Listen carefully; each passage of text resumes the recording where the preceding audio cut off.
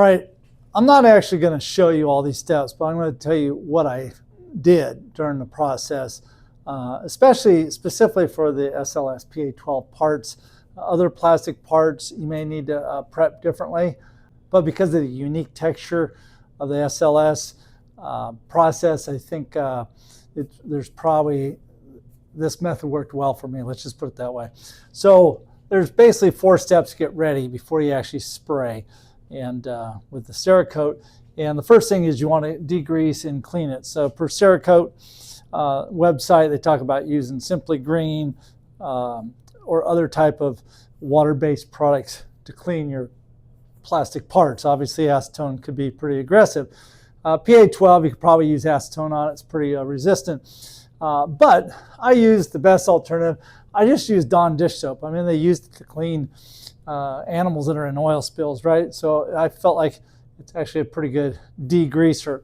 And so I just put all my parts basically in a container here, put some Dawn dish soap in there, some warm water, and just rinse those really well. Probably about 30 minutes of a soak, and then agitate, soak, agitate. So maybe a total of 30 minutes of that process. After you get that done, though, of course, you want to make sure you remove all of that soap and any sort of surface that could impact the surface adhesion of the Cerakote. So I rinse with warm water pretty thoroughly, and then I would take those, I would hang them, and I'd put them in the Cerakote oven that I built at 150 degrees Fahrenheit and let those go off and for 30 minutes. And if you look at Cerakote, they talk about for metal parts, you actually, when you do this, it's called gassing off, and you'll see particularly any oil or anything that's still in the part during that process. And for the plastic parts, you'll see they come out fine. You don't actually see, I don't think you're going to see any oil. And most of these parts are newly printed parts right out of the printer, and so there shouldn't be any grease or anything on it. You do want to make sure then after this process, then I went ahead to the media blast. Now, on the media blast, they recommend 100 grit of the aluminum oxide or the garnet sand. I only had 80 grit glass beads, and they don't recommend glass beads because they said it doesn't give the right surface profile for the Cerakote to stick. Once again, the SLS technology already have a textured surface, so I didn't feel like, frankly, the glass beads would actually make a difference. And from my results, I actually still believe that. But I did actually order some material from a company, from a 10X engineering company called Epix MP. That is a similar material, a lot lower cost, and works well. So I used that for my next set of parts I did.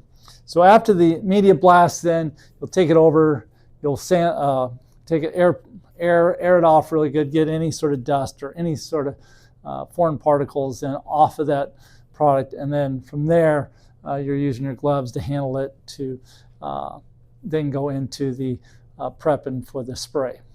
So that's kind of the initial steps, and so from here on out I'm going to show you my paint booth, and I'm going to show you the finished parts basically after curing in the oven. Stay tuned for those.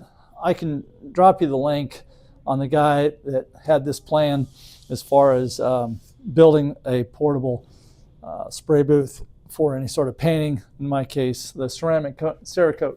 So one of the things about this, it's just a 1/4 inch plywood. Also I used, instead of regular hinges, he used some sort of cloth material. I found this material in Lowe's.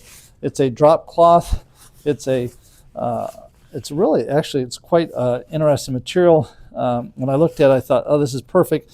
It's like a polyethylene coated. It's got some stretch to it, but it's actually fairly strong. And it actually works pretty good for these flexible hinges. So that's what this gray tape is on these sides. It helps give that hinge effect.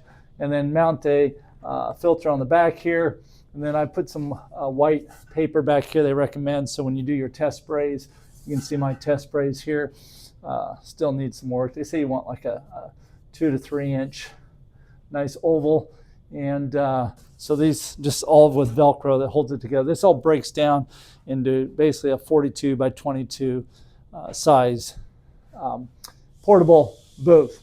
And so just put a regular fan behind it to extract out the dust, and you can see that it actually did collect the dust in the background. So hopefully you have some proper booth to do your spraying in, but it's also an important part of the process. And then so that's it on the portable booth, and the parts were sprayed obviously, and now we'll show those in the oven, and we'll go from there. All right, so I'm initially going to apologize for any loud banging. Guys out in the shop working some projects and pounding on things, but it's been 2 hours. Parts been in the curing oven. I shut it down and let them cool down. I didn't show you the actual painting process. I was obviously, it was my first time with a spray gun and Cerakoting, but overall I had the pressure adjusted properly, and then I just had to have a white piece of paper on the little portable booth I used, which worked perfect. Use the white paper to spray to see your coverage, right? And looks like I had good coverage, wet coverage.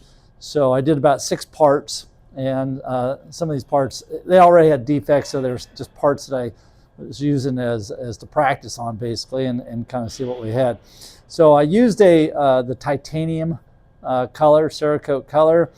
I had about 40 grams of it, and I actually ended up running out before I got all the parts fully covered. But the 3 main parts that I wanted covered I did get, so I'll show you those here. So let's take a look at it then. And I tell you what, I'm really impressed. You know, obviously my first time Cerakoting, but this part here that we did for a customer housing, and it really, you know, I'll just kind of come up here. I don't know if you can really tell the color on this as well from the standard gray of the part, but man, it feels good. I mean, it really just, it looks like a lot more money, right? And obviously that's important. Same thing with this little sample part here. I think it came out really well as you know, and just smooth, good coverage actually. You know, I don't feel like any dry spray. It feels fairly smooth to touch. It just takes, you know, you can still see, I don't know if they call it graininess to it, but it's still doesn't feel porous, but it feels textured. But it definitely looks really impressive. I know I could probably work a little bit more on my coverage with HPLP spray gun, but overall I think it did pretty good. This part had multiple defects on it. This is the fan blade we did for a customer. In fact, let me get the standard part. So yeah, so this is the and I'm not sure if you can see significant of the color with this lighting and everything, but this is the original PA12 raw part, and then this is the painted part. Now this part has defects in it. There's a layer that messed up on this fan, so I use it as a sample, but you know, I don't know how well you can see that, but just overall, it's really cool. Now, I will admit that on the sandblast, the media blast, I used 80 grit of the glass bead. Now I know it says, Cerakote says don't use glass beads. You know, I feel like SLS, the overall, it has a unique already texture to it, unlike other parts. I felt like the 80 grit glass beads, frankly, didn't impact it at all, and it appears. Now, obviously, I haven't done any of the testing or surface testing on this, but I think it looks like it's on there really well. And I will tell you, I am going to though try some new material. It's from a company called 10X for sandblast material. It's from 10X called I think it's called Epic MP, And it basically, I saw it advertised with Cerakote. They just came out as an alternate to both the sand or aluminum oxide, which tend to be more dusty. And this new material, engineered alloy, it's some engineered material that is substituted, less dusty, and actually performs the same or better in terms of surface adhesion. So I ordered some of that. They say I'm one of the first persons using SLS to use that media on it. So we'll do that in the future also to see how it holds up. I didn't get a chance to Cerakote. I ran out of the Cerakote for my tensile bars. So I'll do another run here in just a little bit and do some tensile bars, and then that way we can run those to the tensile to actually see how that performs. But overall, I'm quite impressed with my first run. The oven worked fine, and PID controller kept the temperature at 180, just spot on, and the parts cured very well. So I'm pretty happy with my first attempt, and I think going forward, the oven, building the oven, in terms of I had some materials already on hand, the cabinet, so it was just a matter of the electronics really and designing the fans. So probably maybe less than 150 into this. The paint booth, $100 of materials in that. So, and then the Cerakote investment of the $180. So, between the three systems, obviously I'm less than $400, and I'm doing my own Cerakoting, and now it's another option I can offer my customers.